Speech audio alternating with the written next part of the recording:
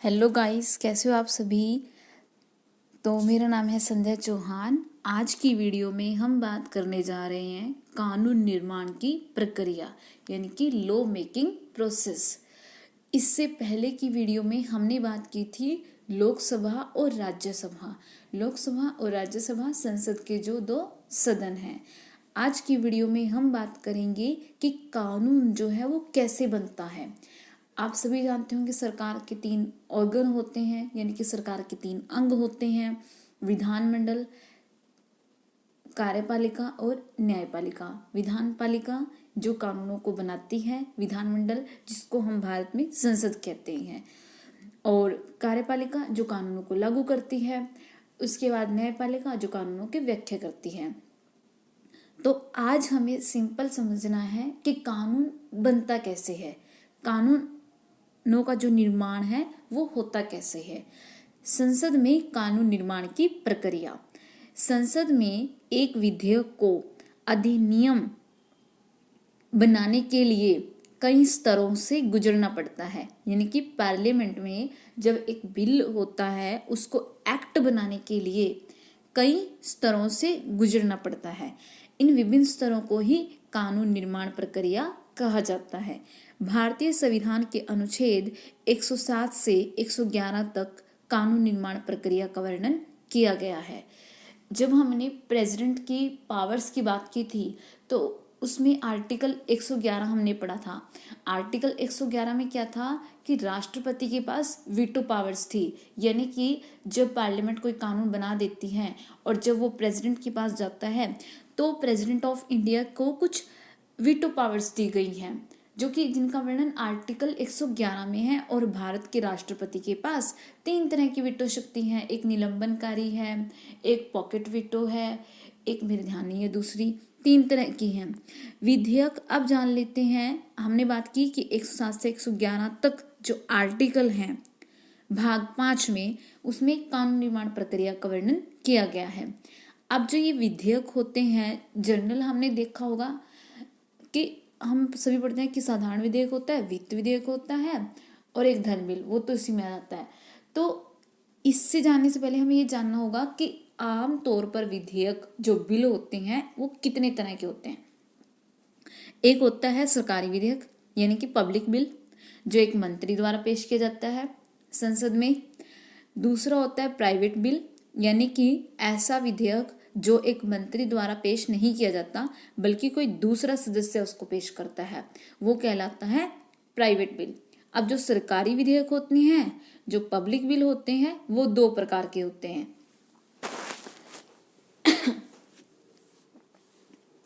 एक साधारण विधेयक और दूसरा वित्तीय विधेयक। साधारण विधेयक क्या है, यानी कि ऑर्डिनरी बिल। इस विधेयक को पारित करने के लिए सामान्य बहुमत की आवश्यकता होती है। और साधारण विधेयक की प्रक्रिया क्या होगी, हमने ये तो जाना कि इसको पास करने के लिए सामान्य बहुमत की आवश्यकता है, यानी कि 50% कुछ ऐसा। तो इसकी प्रोसेस क्या होगी कि कैसे पास किया जाएगा ये। मान लीजिए यदि हम मान के चलते हैं कि इसको लोकसभा में रखा जा रहा है इस बिल को, तो पहले सदन में प्रक्रिया कैसे होगी। प्रथम वाचन यानी कि फर्स्ट रीडिंग। फर्स्ट रीडिंग में क्या होगा कि जो एक मंत्री है पहले तो वो लोकसभा अध्यक्ष से परमिशन लेगा कि मुझे जो है बिल जो है उसमें पेश करना है लोकसभा में, उसको मंजूरी मिल जाएगी। जब वह उसको लोकसभा में पेश करेगा तो सबसे पहले फर्स्ट रीडिंग में बिल की इंट्रोडक्शन पर चर्चा की जाएगी। मंत्री जो है बिल का टाइटल बताएगा, बिल के क्या उद्देश्य हैं उसके बारे में चर्चा की जाएगी, विधेयक के क्या प्रावधान हैं उनके बारे में चर्चा फर्स्ट रीडिंग यानी कि प्रथम वाचन में होती है। द्वितीय वाचन यानी कि सेकंड रीडिंग। सेकंड रीडिंग में क्या होगा, फर्स्ट रीडिंग में हमने बात की थी कि जो मंत्री है वो बिल के प्रावधानों पर चर्चा करेगा, उसकी इंट्रोडक्शन बताएगा। सेकंड रीडिंग में बिल को जो है सिलेक्ट कमेटी के पास भेजा जाएगा, यानी कि प्रवर समिति, कई बार जॉइंट सिलेक्ट कमेटी के पास भेजा जाता है। अब जो ये सिलेक्ट कमेटी होती है ये बिल की छानबीन करती है कि इसमें क्या सही है क्या सही नहीं है, और इसके बाद इस पर एक रिपोर्ट तैयार हो जाती है सिलेक्ट कमेटी के द्वारा। और कई दफ़ा तो ऐसे होता है कि बिल को सिलेक्ट कमेटी के पास भी नहीं भेजा जाता, जैसे कि हमने जीएसटी में देखा था। अब कई बिलों में गवर्नमेंट ऐसे करती है। उसके बाद आता है तृतीय वाचन यानी कि थर्ड रीडिंग। थर्ड रीडिंग में क्या होता है, सेकंड रीडिंग में जब बिल सिलेक्ट कमेटी के पास गया तो उसने उसकी अच्छे से जानबीन की। इसके बाद जब थर्ड रीडिंग हुई तो थर्ड रीडिंग दोबारा उसमें क्या होता है कि लोकसभा के जो सदस्य होते हैं बिल पर वोटिंग करते हैं। जब वोटिंग हो जाती है तो इसके बाद जो लोकसभा स्पीकर होता है, लोकसभा का अध्यक्ष होता है, इसे मंजूरी दे देता है।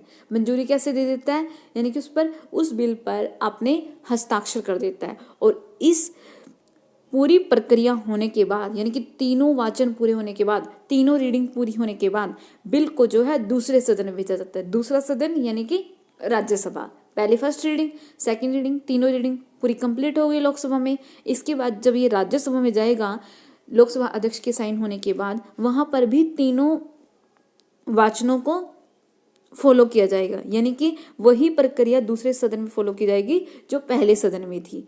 और यदि दूसरा सदन इस विधेयक में कुछ संशोधन करना चाहता है, संशोधन का मतलब क्या होता है कि कुछ नया जोड़ना या कुछ हटाना, यह संशोधन कहलाता है। तो यह दोबारा यदि वह संशोधन करना चाहता है तो यह बिल दोबारा लोकसभा में भेजा जाएगा, जिससे लोकसभा स्वीकार, यदि लोकसभा से स्वीकार न करे और राज्यसभा 6 महीने तक इस विधेयक पर कोई निर्णय नहीं करता तो राष्ट्रपति दोनों सदनों का संयुक्त अधिवेशन बुलाता है।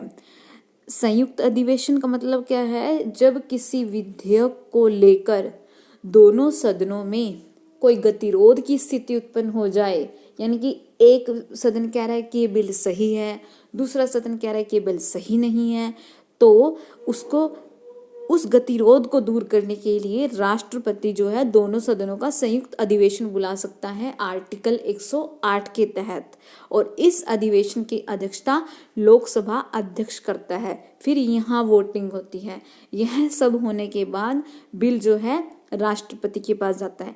अब राष्ट्रपति जो है इस बिल पर अपनी स्वीकृति दे भी सकता है और स्वीकृति नहीं भी दे सकता, यानी कि बिल को जो है पुनः विचार के लिए भी भेज सकता है।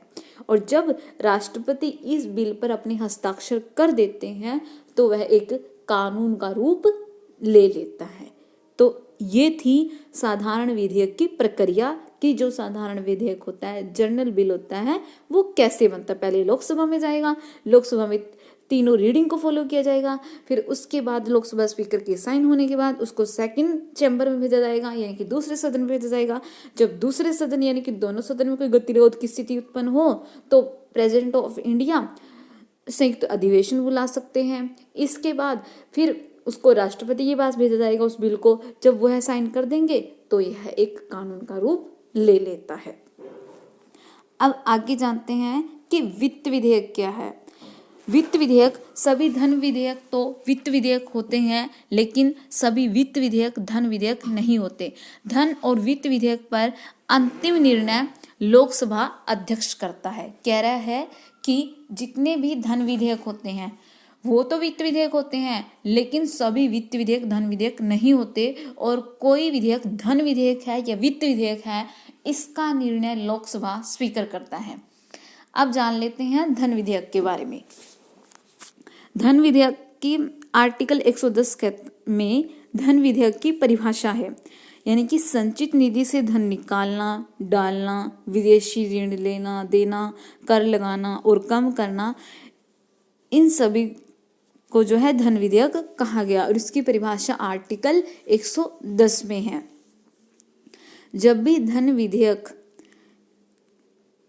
संसद में रखा जाता है, और ध्यान रखिएगा ये एक ऐसा विधेयक है जिस पर राष्ट्रपति की पूर्व अनुमति आवश्यक है, यानी कि इसको लोकसभा में प्रस्तुत करने से पहले आपको प्रेसिडेंट ऑफ इंडिया की मंजूरी लेना आवश्यक है, तभी इसको लोकसभा में प्रस्तुत किया जाएगा। और लोकसभा में इसे वित्त मंत्री द्वारा प्रस्तुत किया जाता है, इसे राज्यसभा में प्रस्तुत नहीं किया जाता। ये एक ऐसा विधेयक है जो उसमें लोकसभा में प्रस्तुत करने से पहले राष्ट्रपति की अनुमति लेना आवश्यक है जिस पर, और ये केवल लोकसभा में प्रस्तुत किया जाएगा, राज्यसभा में प्रस्तुत नहीं किया जा सकता। राज्यसभा जो है केवल इसे 14 दिन तक रोक सकती है। राज्यसभा इस विधेयक में कोई बदलाव नहीं कर सकती, केवल लोकसभा को सुझाव दे सकती है, और उस सुझाव को मानना या ना मानना लोकसभा की इच्छा पर निर्भर करता है। और ये एक ऐसा विधेयक है जिस पर संयुक्त बैठक नहीं हो सकती, यानी कि संयुक्त बैठक किसमें होगी? साधारण विधेयक में। संयुक्त बैठक कब होती है? जब दोनों सदनों में गतिरोध की स्थिति उत्पन्न हो जाती है। और हम यहाँ से एक की पॉइंट निकलता है कि लोकसभा के पास धन विधेयक के संबंध में अधिक शक्तियां हैं, राज्यसभा के पास केवल नाम मात्र की शक्तियां हैं, क्योंकि वह केवल धन विधेयक को 14 दिन तक रोक सकती है, उसमें कोई बदलाव व संशोधन नहीं कर सकती, और ना ही इसमें संयुक्त बैठक होती। इसके बाद आता है राष्ट्रपति की स्वीकृति। ये एक ऐसा विधेयक है जिस पर राष्ट्रपति को अपनी स्वीकृति देनी ही पड़ती है, यानी कि धन विधेयक पर राष्ट्रपति को वीटो पावर नहीं दी गई। राष्ट्रपति को निषेधाधिकार की शक्ति धन विधेयक पर प्रदान नहीं की गई। अब आता है वित्त विधेयक। वित्त विधेयक आर्टिकल 117(1). ध्यान रखिएगा, वित्त विधेयक दो तरह के हैं, एक आर्टिकल 117(1) में है, दूसरा आर्टिकल 117(3) में है। वित्त विधेयक राष्ट्रपति की पूर्व अनुमति आवश्यक है, किसमें? 117(1) में। जब राष्ट्रपति की अनुमति मिल जाएगी तो उसके बाद इसे लोकसभा में प्रस्तुत किया जाएगा, और ये एक ऐसा विधेयक है जिसे राज्यसभा 6 महीने तक रोक सकती है, इस विधेयक में बदलाव कर सकती है, और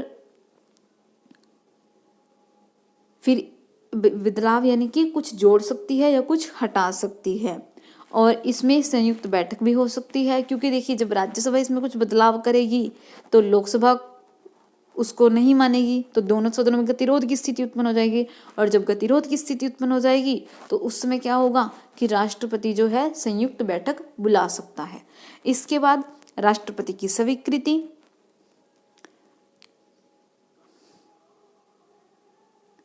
राष्ट्रपति की स्वीकृति आवश्यक है। फिर आता है वित्त विधेयक आर्टिकल 117(3).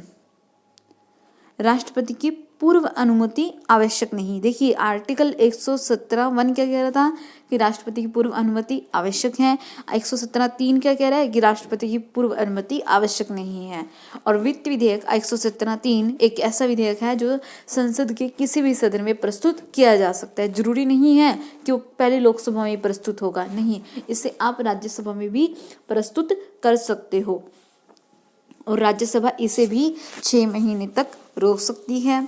इसमें भी संयुक्त बैठक बुलाई जा सकती है, और राष्ट्रपति की स्वीकृति यानी कि वो इस पर हस्ताक्षर भी कर सकता है और हस्ताक्षर नहीं भी कर सकता।